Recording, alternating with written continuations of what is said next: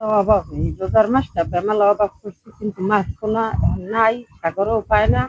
সাগরও বেমালা এই মাছ নাই, লবণ পানিতে মাছ আর কি করি না।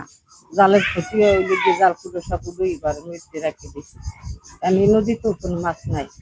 তারপর চেষ্টা করতে আছে ওই কোনো রকম আর কি করি, ওলাখান লইয়া চলতে পারে। ঈদের কোনো বাজার হয় না এখন নাই, আর কাল পাল্লা নাম লই ঈদ কোনো বাজার হয় নাই, ওলাখানে বুঝেই রাখছে। পোলা মানে কি চায়, জামা কাপড় চায় না? তাইলে কি করবো, তাইলে দিন কি, কামাই না থাকলে দেবে কি দিন, কামাই না থাকলে কি দেওয়া যায়। এই নাতি কইতেছে মার্কেট করে না দিলে ঘরের মধ্যে তো লাল হচ্ছে। স্ত্রী কি করতে পারছো? আজকে তারে কিছু করিনি, একটু সেলাই নিয়েছে, এইগুলি করে আমি এবার ঈদ আমার ভালো হইবে না, আমি এক জোড়া খালি জুতাই কিনছি। আমার আব্বু বলছে আমার এক জোড়া জুতা দিয়ে ঈদ করছি। কেন বলতে? তার কোনো মাছ নাই, বেচতে পারে না এই কারণে। দেখা গেছে 65 দিন অভিযান আছে, 3 মাস অভিযান আছে, তখন তো আমরা বয়ে থাকি বাড়িতে নিরপায়।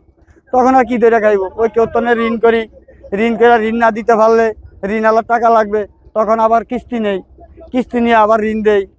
আমাদের হইলো কষ্টের যাবজ্জীবন, সুখী কষ্টের কোনো সবসময়। এটা না হলে সংসার চালাবে কেমনে? আমাকে যে ইনকামে সংসার হয় না, এই কারণে দেনা করতে হয়।